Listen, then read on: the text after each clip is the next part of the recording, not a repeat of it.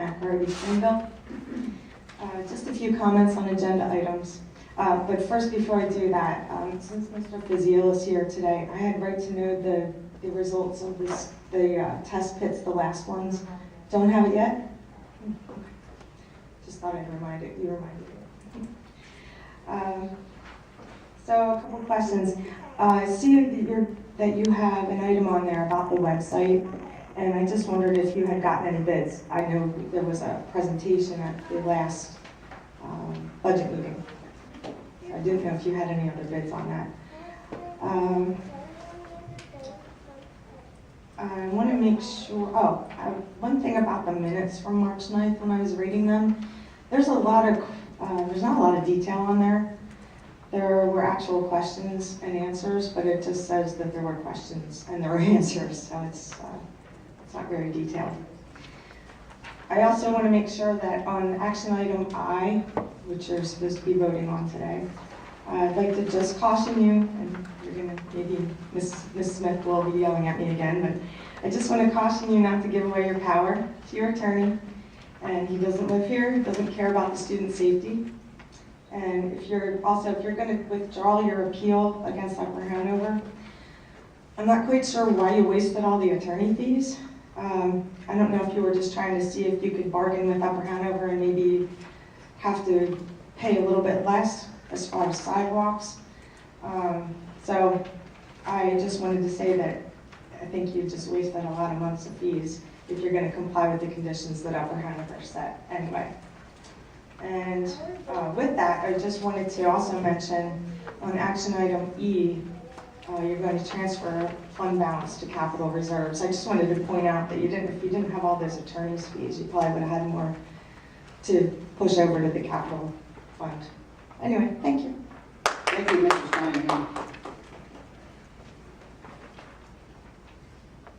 Mr. McCarrick? Yes, Keith McCarrick from Pennsburg. Action item E, or D, excuse me, capital reserve resolution. You want to transfer $2 million to the capital reserve account. $1 million is from last year, and the remaining $1 million are funds budgeted to be transferred. Can you tell me where those funds came from that all of a sudden we've got $2 million transferred to capital reserve? You know, are we budgeting this to transfer it each year? Also, what will the capital reserve balance be after these transfers? And what are the near-term expenditures coming out of that in the near-term future? You know, such as you do have the $119,000 scheduled for the turf field replacement. Do you have anything else that is scheduled to come out of that to be paid out of these capital reserves? And then on the financials, again, I was looking at those numbers, and this is why I'd like to see a presentation on the financial health of the district, you know, instead of just getting these reports. According to what's passed out tonight on tonight's agenda, in the capital fund, we've got $3.7 million, and then we've got $9.2 million. Does that mean we have like a total of $12.9 in the capital funds?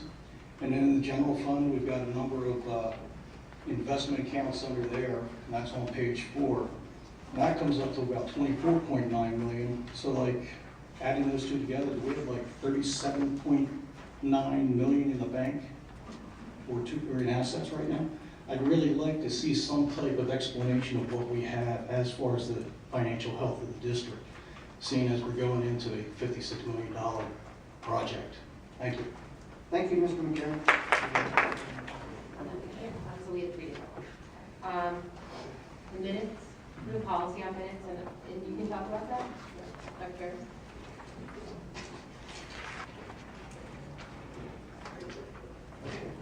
Regarding the minutes, someone had checked on this or had made a comment about that at the last meeting. And what we have, there is a board policy regarding the minutes.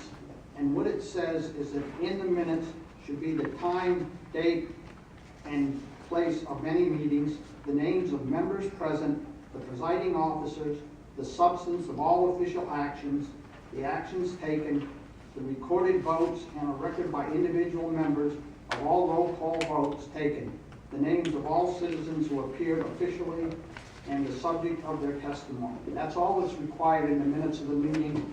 and this was a policy that was approved or adopted on May 8th, it was revised on December the 2nd, 2013. So that is the policy, and they are following it. And we've had a lot of discussion on this since I've been in the district, a lot of discussion on what goes in and not, and the board has said that it's a summary, this summary, so that's why we do the way we do it. But there has been a lot, I feel like, so just as an FYI. And then, Sandy, do you want to just kind of speak to Mr. McCarrick's questions, please? Sure, thank you. The first, the one you asked on the capital, we usually do not budget funds for capital transfer, but I did budget funds for capital transfer last year because we had bond refundings, which you know, it's a one-time, one-year savings, and then the following year it goes up because you take most of the savings the first year and a small savings the second year. So the Western Center, there was a bond refunding, which was for all 3 school districts. And then we had a bond refunding. So the additional dollars that would have to increase the budget this coming year, or next year, I put as a transfer to capital so that those funds would be available in the next budget year. So that gave us dollars to put into capital towards any projects that we had. As far as coming out of capital, that's the board's decision. You know, we have money in technology. The phone system is scheduled to come out of capital. Well, it's partially. We have E-rate funds that came in, so we'll use our E-rate money, and an additional amount would be from capital. At this point, there's no other listed items, but they would come before the board. I mean, usually when we have approval from the minutes, we try to put it, if it's going to be a capital item, we would, you know, put that in part of the motion. Thank you, Thanks, Ms. Sandy. Are there any other comments on the agenda items? If not, we're going to move on to the committee reports. Facilities Committee. No, it's not. It's not. No, we're all right. Okay, thanks. Should we come out again? We'll move on to the Facilities Committee report. There's 2 things that one was mentioned earlier. Action items I and J will reflect stuff from the Facilities Committee, and I'll wait till we get to that.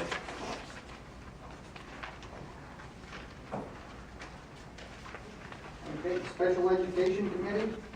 No meeting was held this last month, but we did have a workshop update with the new special education plan. So in the board comments, I do have some questions on some of the numbers. Unfortunately, I was unable to attend due to a medical issue. So I was involved in some of it, but I did have some questions on some of the data that's in it, which I'd like to bring up in the board comment section.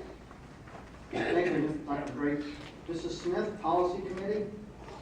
We're still working on a day, not yet.